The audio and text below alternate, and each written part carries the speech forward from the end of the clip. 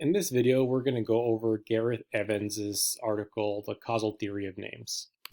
Gareth begins by making a distinction between two types of descriptivist theories of names. So he claims that there are two descriptivist theories of names.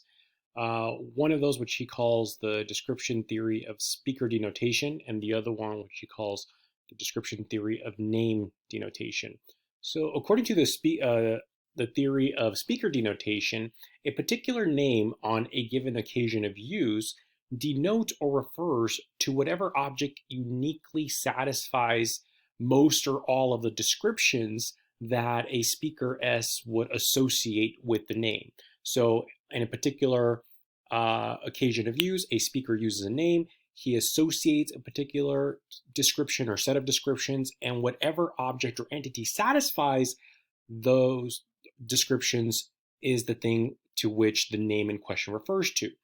On the description theory of name denotation, a name as used by a community of speakers is associated with a description or a set of descriptions which is determined by the community of speakers. And then obviously whatever object satisfies the description or set of descriptions that the community of speakers associates with the names is the thing to which the object in question, the name in question is going to refer to. So to put it another way, under the speaker denotation theory, each individual speaker could associate different descriptions with the name, but again, the same thing's going to occur, that whatever uniquely satisfies the description, that's the thing that the name is going to refer to. Whereas on the name denotation theory, it's not going to be a speaker on a case-by-case basis that's going to assign a particular description, but instead it's going to be a community of speakers. And this community of speakers can be, just an entire group of people who speak a particular language. And now, in this context, whatever descriptions are associated with the given name, that's going to determine how the function of the name, that's going to determine what the name in fact refers to. And it's going to refer to whatever turns out to uniquely satisfy the description or set of descriptions that are associated with the name by the community as a whole. Now, Evan wants to claim that Kripke's attacks on naming a necessity only apply to the descriptivist version known as the speaker denotation theory.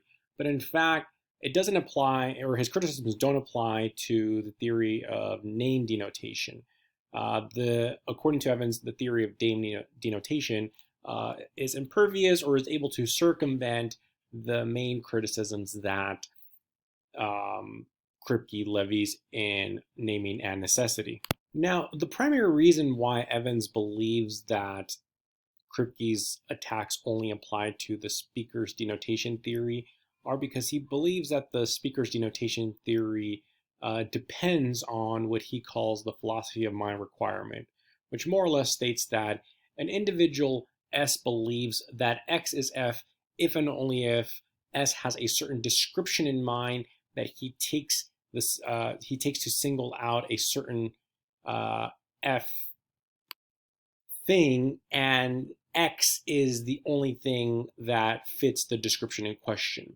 Now, I think we've already seen that with Kripke, given, the way that Evans describes the speaker denotation theory, it's clear that Kripke's criticisms do a good job at least weakening the position of the speaker's denotation theory.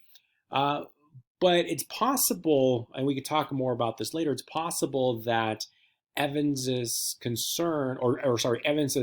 position that the name denotation theory is impervious to Kripke's attacks, that may be false. It's possible that we can generalize Kripke's attacks to construct a structurally similar argument that would, in essence, impact in a similar way the name denotation theory. But that would take us beyond the scope of this particular article, so we could talk more about this in our discussions. Having made that initial point, Evan moves on to what we can think of as his main concern in this article, which is really a criticism of Kripke's causal theory of reference. In other words, how Kripke presents a theory of reference to work. Well, it's not really a theory because Kripke mentions that what he's doing is not presenting a theory, but he insinuates or suggests that there's a certain mechanism by which each particular name acquires its reference determining properties. And so more or less we can construct what Kripke is trying to say with the following thesis, let's say. We'll call it CTR. So according to this thesis, a particular name, N, will refer to or denote an object under the conditions that there is a chain of reference preserving links that leads back to what we'll call an initial baptism or an initial usage of that name to refer to the object in question. So, for example, if you were to refer to me in conversation, you say Hector, whether I'm there or not, your particular usage of that name, of the name Hector on that occasion of use, will refer to me, the person talking now, and not to another person named Hector, because that name can be traced back in a reference preserving linkage to an initial moment when my parents decided to call me Hector. So, at some point when I was born, my parents said, this is Hector. We're going to call this child Hector. And they've passed that name on from person to person, right? And even told me, hey, your name is Hector. So I learned that my name is Hector. I introduced myself as Hector. And according to Kripke, because there is a continuous chain of usage that can be traced back all the way to that initial quote unquote baptism, that's what determines that the name Hector as used within these contexts, so when you're talking about Hector to refer to me, that's what determines that it refers to me and not to some other individual. Now, one of the main problems that Evan finds with the theory of reference presented by Kripke is that the way that he presents it, he makes it sound as though this chain of reference determining links just magically are able to sustain throughout time without any problems, and that because of this, no matter how we use the name Hector or when we use the name Hector, it's always going to refer to the correct individual because of this deterministic or causal chain, I should say, that can be traced back all the way to the initial baptism. But what Evans maintains is that Kripke doesn't take into consideration that sometimes the reference of names change due to accident, right? So one example that he gives is the case of Madagascar. So we now use the name Madagascar to refer to the island nation off the coast of the African continent. But Madagascar originally was the name of a portion of the African mainland. It was only because of a misunderstanding by Marco Polo that he thought that it referred to the island off the coast of the eastern coast of Africa, that we now refer to that island as Madagascar. But the initial baptism, or the initial way in which we use Madagascar, wasn't to refer to the island, it was to refer to a portion of the African mainland. So if Kripke's theory is correct, then that would entail that every single time we use Madagascar, we should still be referring to the portion of the African mainland to which it was originally meant to refer to. But clearly no one even knows, clearly some people do, but the way that normal people use the name Madagascar, it's not intended to refer to a portion of the African mainland.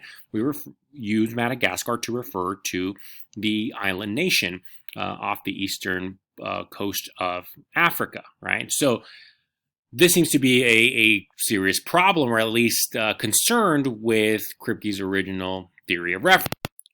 So ultimately, what Evans thinks is important is not this relationship between the initial dubbing or baptism of an individual by a specific name and how that specific name is used in a contemporary setting, but rather what is important is the object that is being referred to, the state of that object, in addition to the speaker's body of information within a community of speakers, right? So what information is being inculcated within a specific context and the community of speakers, because it's this body of information within a community of speakers that's going to determine perhaps the intentions of the speaker when they use the specific name to refer to a specific object.